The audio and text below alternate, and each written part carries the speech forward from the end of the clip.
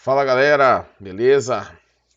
Seguinte, esse videozinho aqui é uma revisão com alguns exercícios de outras provas da OBA, tá? Que vocês vão fazer, pode ser na quinta hoje, né? Ou na sexta-feira amanhã. Recomendo que seja amanhã, sexta-feira. E com algumas questões dos últimos anos, para vocês terem uma noção mais ou menos de o que é cobrado de vocês. Alguns assuntos da prova, que são recorrentes, alguns tipos de questão, eu não vou trabalhar aqui, que são questões que ele no enunciado, quem montou a questão lá, a prova, coloca lá algumas informações, coloca uma equação e pede para você resolver. Então as coisas muito matemáticas aqui eu vou tirar e vou focar nas outras coisas assim que são assuntos que vocês não viram ainda, são assuntos meio de conhecimento histórico, não é muito abordado no colégio. Pra vocês terem uma noçãozinha e dar uma aliviada e ver que não é tão difícil a prova assim, tá bom? São umas 10, 11 questões aqui, rapidinho, não vou enrolar muito para vocês assistirem o vídeo inteiro. Então, vamos lá. A primeira questão, tá, de um dos anos é essa aqui. Deixa eu só ver se está tudo certo. Tá tudo certo.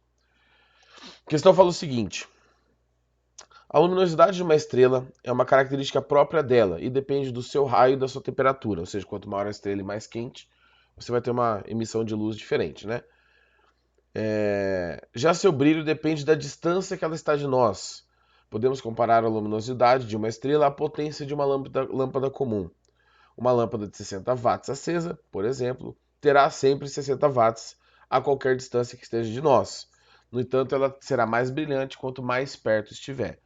Então, a estrela, por exemplo, o Sol perto da gente brilha, né? A gente está perto, durante o dia bastante luz chegando. Se você estiver em Plutão, você vai ver menos luz chegando porque essa luz se espalha, mas o Sol não deixa de mandar a mesma quantidade de luz.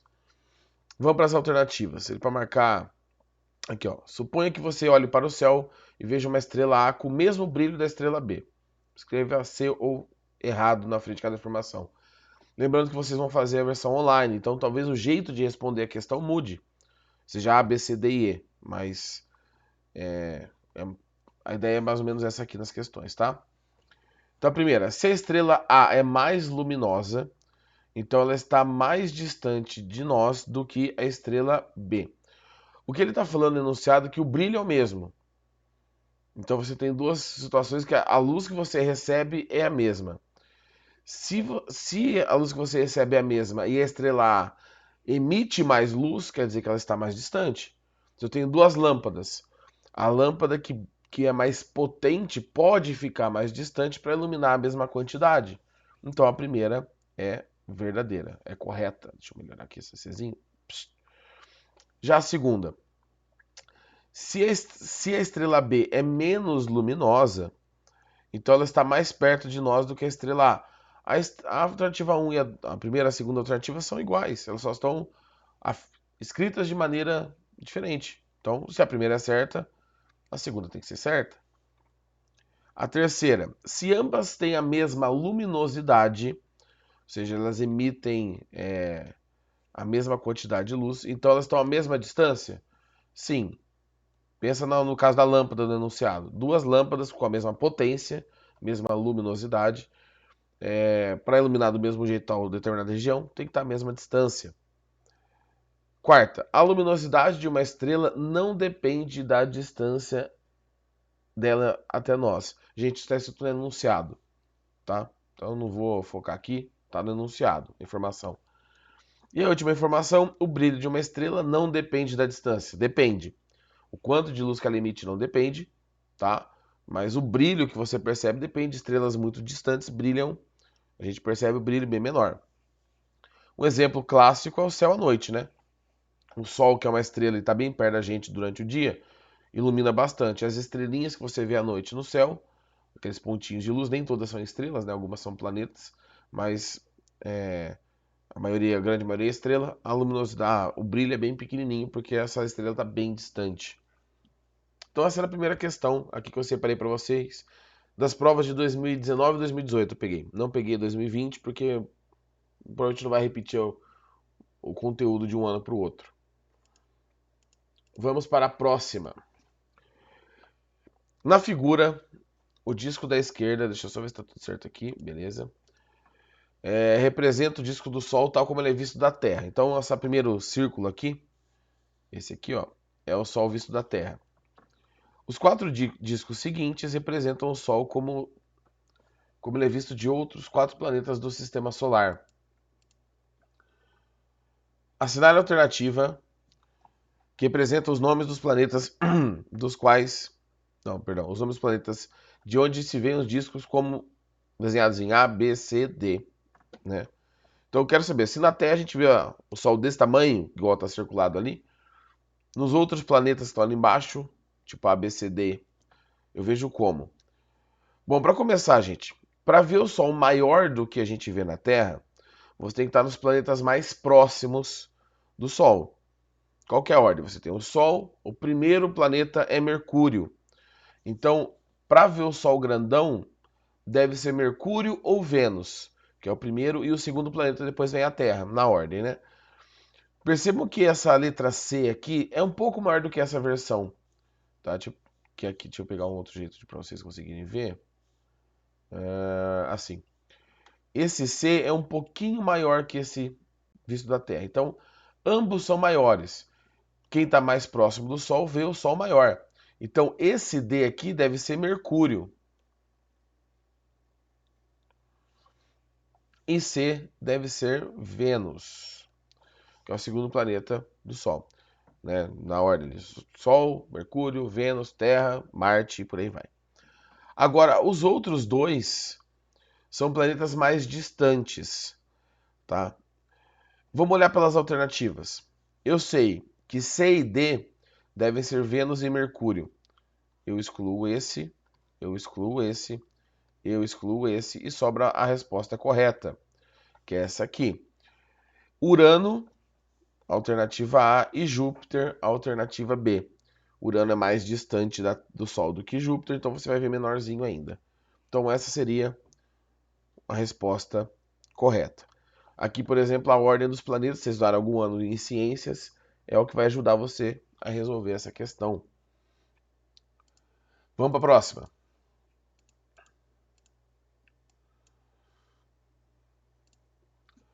A missão Apollo 11 pousou no Mar da Tranquilidade em 20 de julho de 1969, transformando Neil Armstrong no primeiro homem a pisar na Lua.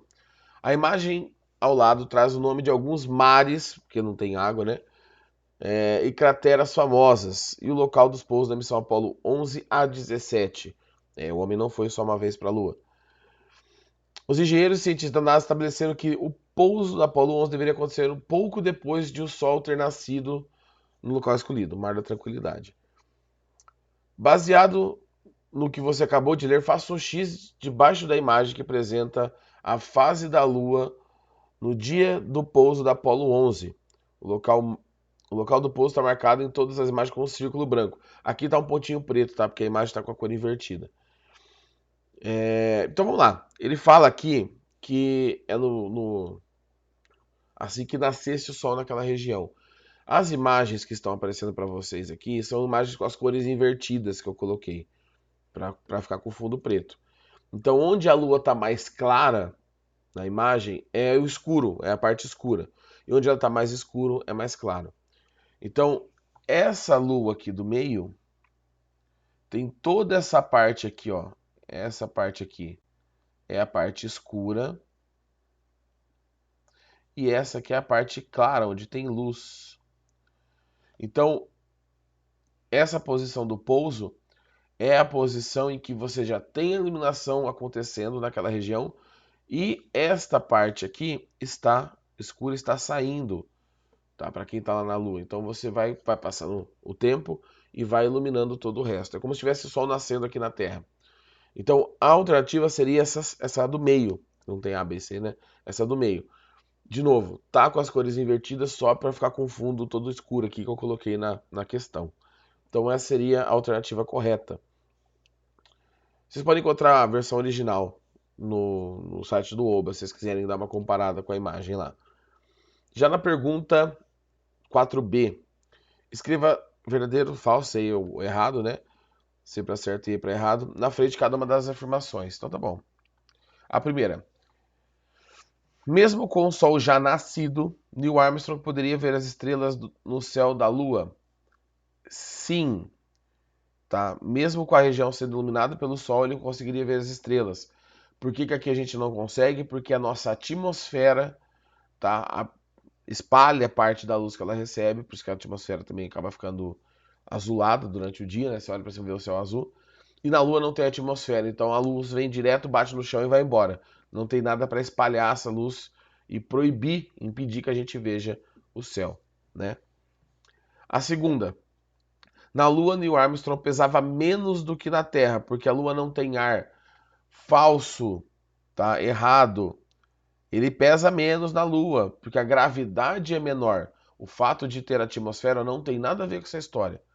Tá? A gravidade é uma coisa, a pressão atmosférica é outra, então não tem nada a ver. O começo da afirmativa é verdadeiro, a justificativa é falsa. Os astronautas no Mar da Tranquilidade poderiam ver a Terra no céu da Lua? Sim. Por que sim? Porque se você consegue ver a Lua da Terra, você consegue ver a Terra da Lua, né? Então você tem aí um princípio da reversibilidade da luz, que é algo que a gente não viu ainda no nono ano, mas se eu consigo te ver, você consegue me ver, tá? Claro, desde que você não esteja de costas. A penúltima. Para os astronautas na superfície da Lua, as constelações eram iguais como as vistas na Terra? Sim. A posição no espaço poderia mudar, né? É, por exemplo, você está olhando para uma outra região do espaço, mas em algum momento as constelações são as mesmas porque são estrelas distantes. Então, assim, você pode estar olhando para o outro lado, mas a imagem seria a mesma. E por fim, os astronautas tiveram que trabalhar rápido, pois em poucas horas o Sol iria se pôr para eles. Errado, tá?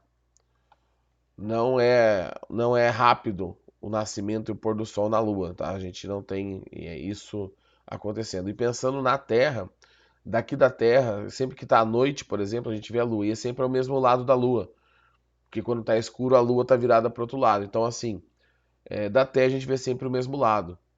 Então, pelo menos aí umas 12 horas de sol eles teriam, certo? Vamos para a próxima. Opa, eu estou voltando em vez de para frente. Próxima questão. As leis de Kepler são as três leis do movimento planetário, definidas por Johannes Kepler, que descobriu por volta de 1605 que os movimentos dos planetas seguiam as leis matemáticas. As duas primeiras estão abaixo. A primeira lei diz que a órbita de cada planeta é uma elipse, com o Sol em um dos focos. A segunda afirma que a velocidade do planeta é maior quando está perto do Sol e menor quando está longe do Sol. A figura mostra a órbita da Terra fora de escala e bem mais achatada, mais elíptica, né? Que a órbita é quase circular. Ela não é um círculo perfeito. É tipo a Terra, que não é uma esfera perfeita. Então, a órbita também não é uma circunferência perfeita. E as posições da Terra ao longo do ano. Marque C para certo e E para errado. Primeira, entre fevereiro e março a velocidade da Terra é maior do que entre abril e maio, tá? Isso é verdadeiro. Você pode ver de duas maneiras. Fevereiro para março, você está aqui, ó. E, cadê o outro? Abril e maio, você está aqui. Quanto mais distante do Sol, menor a velocidade. Quanto mais longe do afélio, afastado, que é essa posição aqui que a gente está em julho, né? Quanto mais perto do afélio, menor a velocidade. Mais perto do Sol, periélio, perto, maior a velocidade. Olha o tanto que aqui anda, ó. Tá vendo? Então a primeira é verdadeira. Em julho, a velocidade da Terra está aumentando. Não, em julho, quando você está chegando em julho, você está indo da região mais rápida, que é janeiro. Deixa eu fazer assim, peraí. Da região mais rápida, que é janeiro, para a região mais lenta, que é julho. Então, de janeiro para julho, a velocidade da Terra diminui. De julho para janeiro, ela começa a aumentar de novo. Então, a segunda afirmativa está errada. A terceira, em setembro, a velocidade da Terra está aumentando. Sim, né? Igual eu falei, acabei de falar para vocês, de julho para janeiro, a velocidade aumenta, janeiro é o máximo, e de janeiro a julho ela diminui. Pela segunda lei de Kepler, podemos afirmar que a velocidade da Terra é maior. Em janeiro, a velocidade da Terra é maior, sim. Tá? Para vocês que ainda não estudaram as leis de Kepler, basta olhar a distância que a Terra anda. Olha o quanto que ela anda de dezembro para janeiro, que é o mês, e olha quanto que ela anda de junho para julho, que é o mês. Então a velocidade da Terra é maior daquela região ali de janeiro e menor lá na região de julho. Então, interpretação, né? Não tem um texto ali para ajudar, mas você acaba só pela figura e pela interpretação conseguindo resolver essa questão aí, tá? Deixa eu ver quanto tempo já deu de vídeo. 15 minutinhos, vamos lá, coisa eu divido em dois. Deixa eu ver quanto que falta aqui. Eu vou dividir em dois mesmo. Próxima questão. Aqui. Questão 8. A empresa Visionária Tecnológica Espacial SA, de São José dos Campos, está desenvolvendo um nanosatélite VCU-B1 de 10 kg, o qual operará em órbita de uma órbita polar situada a 500 km de distância da superfície da Terra. Pergunta 1. O VCU-B1 é equipado com uma câmera para obter imagens da Terra. Numa câmera digital, a imagem é formada por pequenos quadrados, chamados de pixels. Quantos pixels possui a imagem mostrada ao lado? Gente, tem aqui cada quadradinho um pixel, você pode contar, mas o que você deve fazer mesmo para resolver isso é saber que se aqui são 4 pixels e aqui são 4 pixels, a quantidade... Esquece que não está metida não. Peraí, deixa eu apagar esse negócio aqui. Apaga aqui, peraí. A quantidade total de pixels é só você calcular a área, né? Então vai ficar 4 vezes 4, que dá 16 pixels. Porque aqui dá até para contar na primeira. Mas na alternativa B, ele fala o seguinte: ao invés dos poucos pixels ilustrados no item anterior, a câmera VCU-B1 possui 4.000 pixels horizontais por 4.000 verticais. Calcule a quantidade total de pixels. Aqui você vai desenhar 4.000, 4.000 e ficar fazendo quadradinho? Não, você vai fazer a mesma conta, né? Que são 4.000 pixels de base por 4.000 pixels de altura, o que dá 16 milhões de pixels, tá? Só por curiosidade, 16 milhões de pixels são 16 megapixels. Deixa eu escrever por extenso, espera aí. Megapixels. Tá? 1 milhão é o mega. Então fica a curiosidade aí pra vocês. Eu vou dividir o vídeo em dois, gente, pra ficar mais fácil pra vocês assistirem, que vocês estão aí cansados. Então você já deu uns 18 minutinhos. Daqui a pouco eu venho com a parte 2. Beleza? Então, até daqui a pouco.